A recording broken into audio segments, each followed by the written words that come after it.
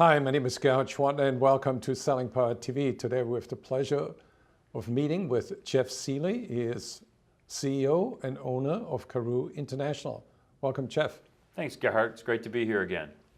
So when you look back at the history of Karoo and the way you've been teaching skills, what was the fundamental change in the last 5 years? The biggest thing for us fundamentally has been twofold. One is to be even more experiential in our classroom experiences and doing some self-assessments and more things that really understand the learning environment and that people learn different ways. And so we really make sure that everything that way is attached to the different learning styles. I mean, we've literally got people from millennials to baby boomers in our classes, and they each learn differently, they each interact differently. So our biggest innovation, one, has been that. Our second innovation really has been how do we now address what's going on in the sales world. So we look at things like social selling. How do you engage with your customers from a social networking perspective?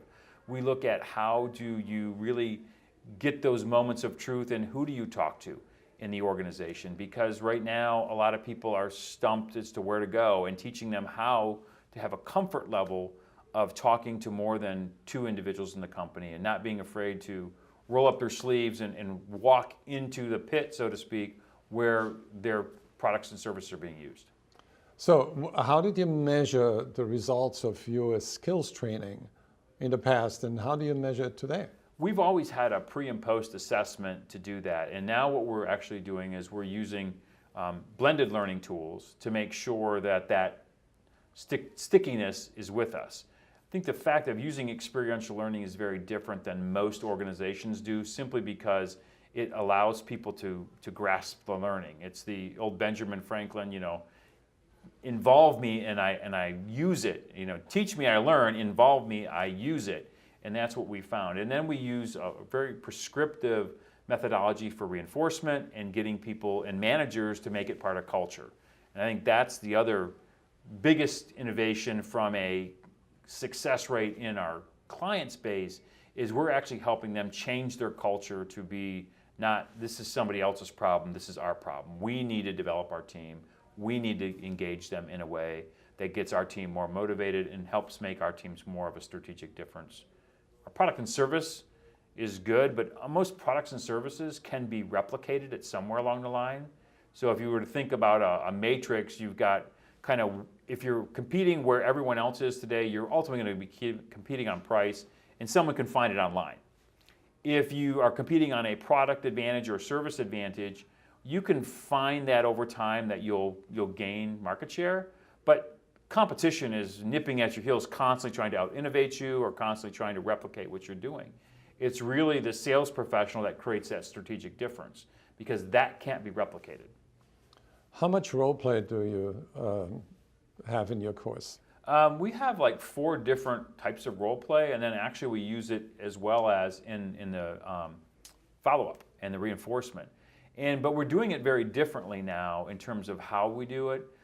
We do a lot of role play where you actually can't see the person who you're interacting with, so you're doing it back to back or in a separate area. The idea behind, if you think about technology today, so much of that is being done that way, and people don't realize until they see it on camera, so to speak, what their facial expressions look like, how they're really interacting.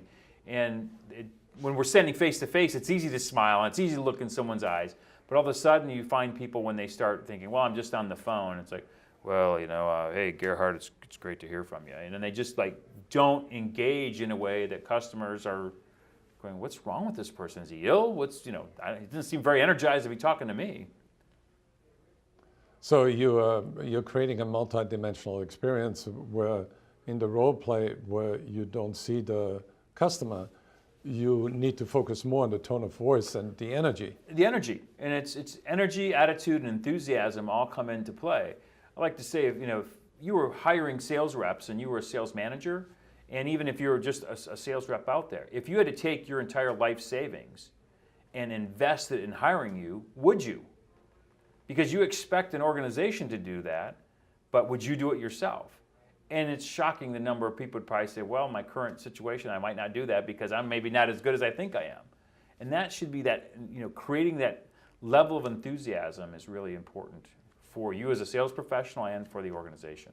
A lot of companies talk about certification for salespeople with certain products. Do you deliver that as well? We are involved in what I'll call certification with several of our companies, but the certification also involves product knowledge and certain aspects of using the CRM correctly and the policies and procedures of the organization. That is not an area we want to get involved in, frankly. We really want to be focused on the skill development of people. And when you look at our new organizations coming into play, the new generation of salespeople, some of their interpersonal skills are, shall we say, a little bit lacking. And so they're very technology based. They really know how to work technology, but the reality is their interpersonal skills are really underdeveloped. And that's where we spend a lot of time working with organizations to help them develop that skill, because it goes to what we talked about earlier, the customer experience. The customer experience that you want to create for your organization with your customers is based upon their ability to communicate, their ability to interact with you, and their ability to team with your organization. Final question, Jeff. From what you learn doing training, how much of that residue is going to be reused for hiring better salespeople? We actually have worked a lot now on how to identify those attributes while you're in the hiring process. And as you well know, one person, one bad hire really costs you 2 or 3x the salary of that person. And I really worry about people who are organizations who have people what I like to call quit in place. They're there, but they're quit and they've just given up. And so when we look at how do you bring the metrics in of what it looks like, both interpersonally, skill-wise, and their willingness to really go to that next level.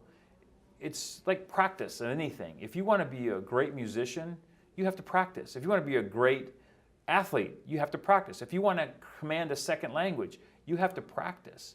And it's amazing to me the number of people in sales who don't understand that and don't practice that themselves. They would never go to a physician, a lawyer, or a CPA, or a golf pro who didn't continuously look for, or even our company, or selling power. They wouldn't come there without the latest technology and the latest things happening, the latest thought leadership. But yet, that's how they sell every day. And that's the sad part of, as we talked, those are the people who are going to be eliminated from the process and really not be needed. How can people learn more about Karu? You can come out to Karu.com or follow us on Twitter at Karu Sales, and also our LinkedIn group. So all those things are out there. And then we also have a podcast that you can access through our website, and soon to be coming a video podcast soon on the horizon. Thank you, Jeff. Thank you.